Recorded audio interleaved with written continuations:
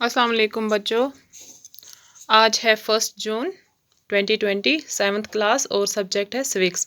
तो आज का जो टॉपिक है बच्चों वो है फंडामेंटल राइट्स। तो फंडामेंटल राइट्स जो हैं हमारे इंडियन कॉन्स्टिट्यूशन में वो आपको मिलेंगे पार्ट 3 और ये आर्टिकल हैं फ्रॉम आर्टिकल 12 to 35। तो इंडियन कॉन्स्टिट्यूशन में जो है ये आर्टिकल्स, इन आर्टिकल्स को हम कहते हैं फंडामेंटल राइट्स और कॉमनली आम जबान में इन राइट्स को कहते हैं बेसिक राइट्स। अमेरिका में इन्हीं राइट्स को कहा जाता है bill of rights. In America, they are Bill of Rights. In India, Fundamental Rights, and commonly they are used as or they are named as Basic Rights. तो inspiration हमें कहाँ से मिली? ये जो हमने फंडामेंटल राइट्स अपने कॉन्स्टिट्यूशन में लाए, ये कहाँ से इंस्पायर होके लाए? कहाँ से हमें ये चीज़ अच्छी लगी? किसके कॉन्स्टिट्यूशन से अच्छी लगी? तो हमने भी अपने कॉन्स्टिट्यूशन में इसको लाना ज़रूरी समझा। तो ये हमें अच्छी लगी from in this constitution of USA. US constitution के बिल ऑफ राइट्स से इंस्पायर होकर हमने इसको अपने कॉन्स्टिट्यूशन में इंक्लूड किया। और कहाँ पर हैं ये? They are in the part 3 from article 12 to 35। तो अब हम बताएंगे आपको कि फंडामेंटल राइट्स क्यों ज़रूरी हैं। फंडामेंटल राइट्स ज़रूरी होते हैं सिक्योर पॉलिटिकल फ्रीडम। एक इंसान की पॉलिटिकल फ्रीडम को सिक्योर करते हैं, ये मजबूत बनाते हैं, उनकी रक्षा के लिए होते हैं, ऐसे समझो आप। तो इंसान की जो पॉलिटिकल फ्रीडम है उनको कौन गार्ड करता है? तो मेन ऑब्जेक्टिव है इसका फंडामेंटल राइट्स का to secure one's political freedom. और जो सोशल और इकोनॉमिक फ्रीडम होती है इनको कौन सिक्योर करता है? Directive principles of state policy. तो ये था इसका मेन जो चीज़ है, जो है वो जो इंसान की ऑल राउंड डेवलपमेंट है, इसके लिए ये फंडामेंटल राइट्स बहुत ज़रूरी हैं ताकि वो एक एग्जिस्टेंस इन डिग्निफाइड मैनर, एक अच्छे तरीके से एक इज़्ज़तदार ज़िंदगी इंसान गुजार सके। इसलिए उसको हमारे कॉन्स्टिट्यूशन ने क्या दिया?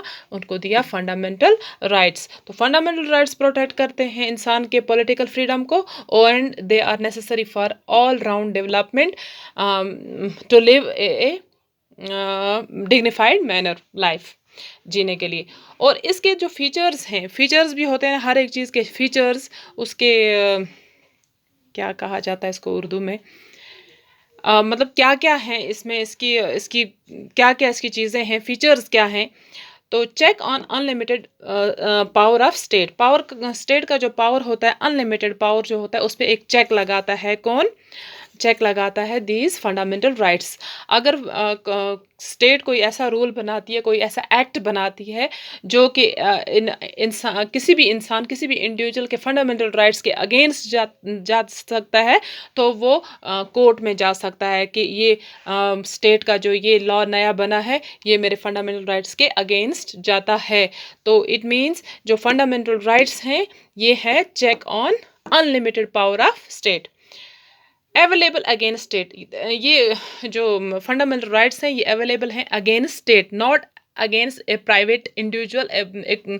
किसी इंसान के ख़िलाफ़ ये नहीं इस्तेमाल हो सकते हैं। ये हैं स्टेट। अगर स्टेट कोई अपना पावर यूज़ कर रही है, बहुत ज़्यादा यूज़ कर रही है विदाउट एनी चेक, तो उस पर चेक लगाते हैं कौन? Fundamental rights.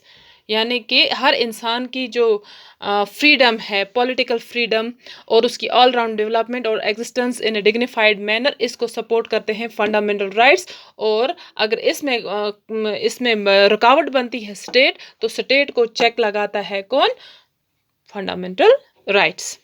फंडामेंटल राइट्स एक इंसान की उसकी सुरक्षा के लिए है, उसके प्रोटेक्शन के लिए है, ताकि स्टेट अपना अनलिमिटेड पावर उस इंसान पर या किसी भी मतलब लोगों पे न लगाए।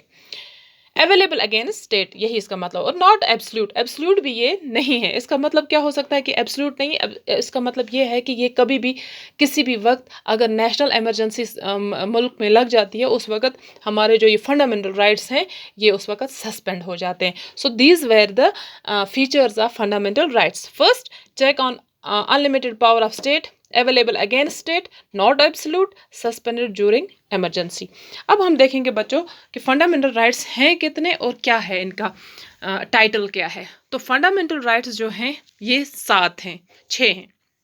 पहला है right to equality.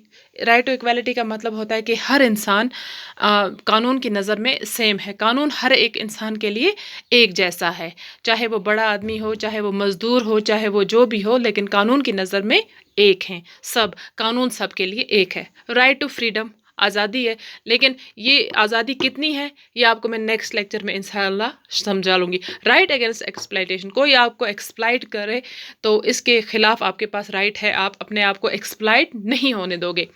And fourth is right to freedom of religion.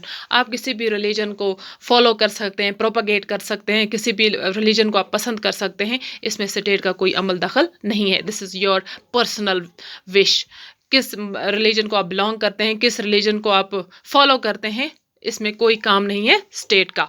तो ये आपका फंडामेंटल राइट है। कल्चरल एंड एजुकेशनल राइट्स, आप किस कल्चर को फॉलो करते हैं, आप पढ़ना चाहते हैं, कितनी पढ़ाई करना चाहते हैं, ये भी आपका फंडामेंटल राइट है। राइट टू कॉन्स्टिट्यूशनल रेमिडीज़, ये जो चीज़ है, right to freedom of religion, cultural and educational rights, right to constitutional remedies, ये थोड़ा मैं डिटेल में आपको इंशाल्लाह नेक्स्ट लेक्चर में समझाऊंगी। मेरा जो ये वीडियो है ये 6 मिनट का ऊपर ही हो गया, फिर इससे ज़्यादा अपलोड नहीं होता है। तो इंशाल्लाह बच्चों इन माय नेक्स्ट लेक्चर में आपको ये जो 4, 5 और 6 और इसके साथ में आपको 44th अमेंडमेंट क्या थी, क्यों लगी, कब लगी, कैसे हुआ, वो सारा मैं इंशाल्लाह ताला आपको नेक्स्ट लेक्चर में समझाऊंगी। सो बच्चों बाय बाय, कल इंशाल्लाह मिलेंगे।